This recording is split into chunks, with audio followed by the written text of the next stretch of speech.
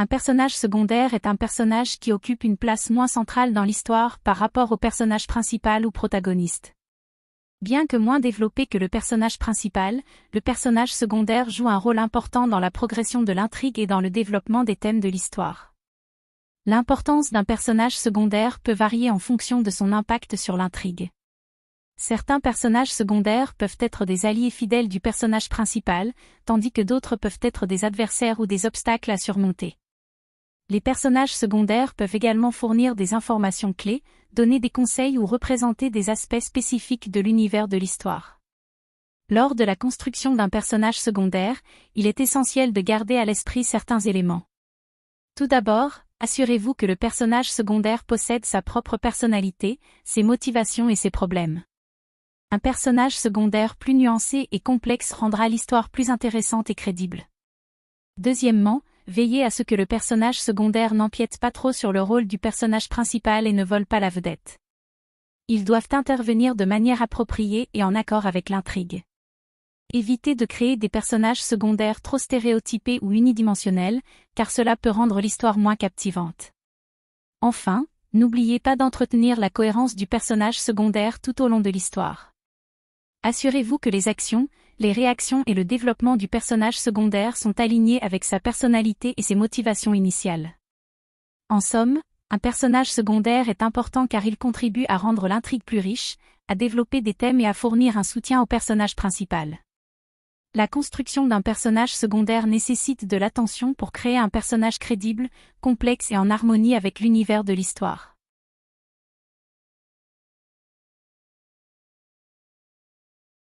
Donnez-leur une motivation et des objectifs, tout comme les personnages principaux, les personnages secondaires ont besoin d'avoir leur propre motivation et objectifs.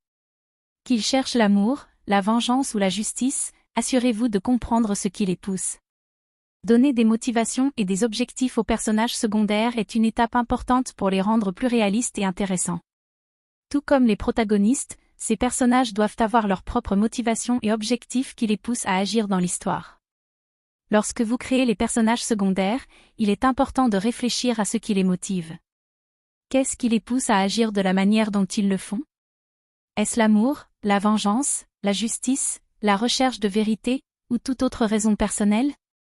Leurs motivations peuvent être aussi variées que celles des personnages principaux. Les motivations des personnages secondaires doivent être cohérentes avec leur personnalité et leur histoire. Par exemple, si un personnage a été trahi dans le passé, sa motivation pourrait être la vengeance. Ou si un personnage a été témoin d'une injustice, sa motivation pourrait être d'obtenir justice pour les autres. En outre, les personnages secondaires doivent également avoir des objectifs spécifiques qu'ils cherchent à atteindre. Ces objectifs peuvent être liés à leur motivation, ou ils peuvent être distincts. Par exemple, si un personnage cherche l'amour, son objectif pourrait être de trouver une personne qui corresponde à ses attentes. Ou si un personnage cherche la justice, son objectif pourrait être de mettre fin à une situation injuste. Il est important de comprendre que les motivations et les objectifs des personnages secondaires peuvent évoluer au cours de l'histoire. Ils peuvent changer en fonction des événements qui se déroulent et des interactions avec les autres personnages. Cela rendra les personnages secondaires plus dynamiques et complexes. En donnant des motivations et des objectifs aux personnages secondaires, vous leur donnez une raison d'exister dans l'histoire. Ils ne sont pas simplement des faire-valoir pour les personnages principaux, mais jouent un rôle actif dans le développement de l'intrigue. Cela permettra également aux lecteurs ou aux spectateurs de mieux se connecter et de s'investir émotionnellement dans les personnages secondaires. Utilisez des comparaisons ou des métaphores. Décrivez votre personnage en utilisant des comparaisons ou des métaphores pour aider le lecteur à se faire une image mentale claire. Par exemple, ses cheveux étaient noirs comme de l'ébène. Utiliser des comparaisons ou des métaphores peut être une excellente façon de créer une image mentale claire d'un personnage. Voici quelques exemples pour vous aider à décrire votre personnage. Sa voix était douce comme une caresse de plumes. Ses yeux brillaient comme des étoiles dans la nuit. Son sourire était éclatant tel un rayon de soleil sur un champ fleuri. Son rire résonnait comme une mélodie entraînante. Sa démarche était légère et gracieuse telle une danseuse étoile. Ses épaules étaient larges et solides comme des montagnes. Sa peau était douce et veloutée telle la soie. Ses mains étaient agiles et rapides comme des papillons. Son parfum était envoûtant comme une soirée d'été. Son regard était perçant tel un faucon en quête de proie. Ces comparaisons et métaphores aident le lecteur à visualiser le personnage en utilisant des images familières et évocatrices. N'hésitez pas à être créatif et à utiliser vos propres comparaisons pour décrire votre personnage de manière unique.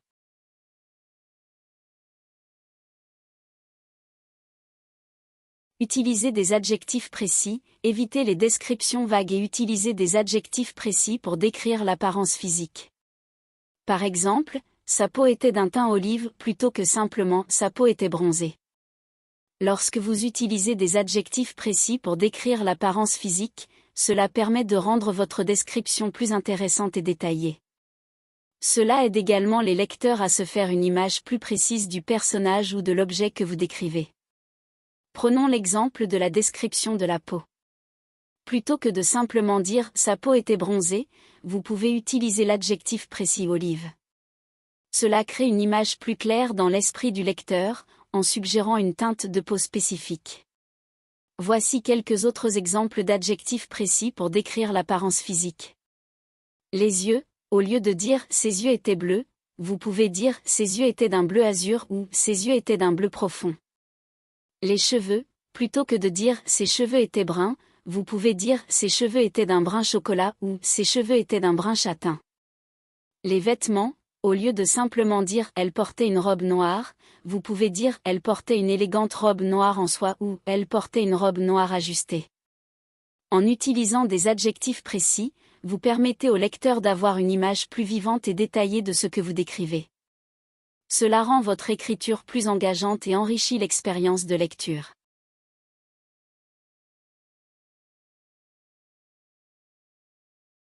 Évitez les clichés. Essayez de créer des personnages physiquement distincts et originaux, en évitant les stéréotypes ou les caractéristiques trop courantes.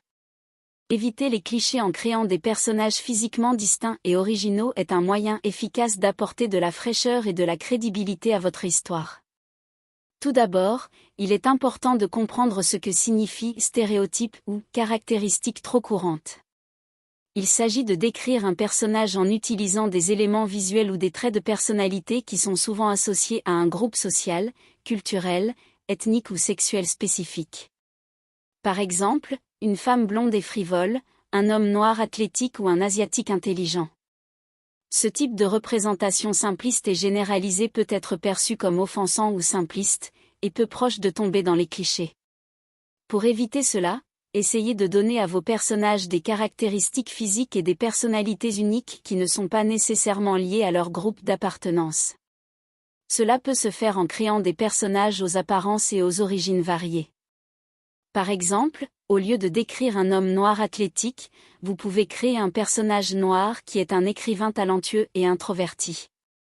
De même, au lieu de représenter une femme blonde et frivole, vous pourriez créer un personnage blond qui est un scientifique engagé et sérieux. Envisagez également d'utiliser des caractéristiques physiques moins courantes ou moins évidentes. Par exemple, vous pouvez décrire un personnage avec des cheveux violets ou des yeux verrons. De plus, pensez à développer des traits de personnalité qui sortent de l'ordinaire. Peut-être que votre personnage est timide mais a des compétences incroyables en parcours, ou qu'il est extrêmement intelligent mais lutte avec l'anxiété sociale. L'idée est de créer des personnages multidimensionnels qui ne sont pas simplement définis par des clichés ou des archétypes préétablis. En résumé, pour éviter les clichés, essayez de créer des personnages physiquement distincts et originaux en évitant les stéréotypes ou les caractéristiques trop courantes. Soyez créatifs dans le développement de leurs apparences et de leur personnalité, en cherchant à échapper aux clichés et à représenter la diversité de manière réaliste et authentique.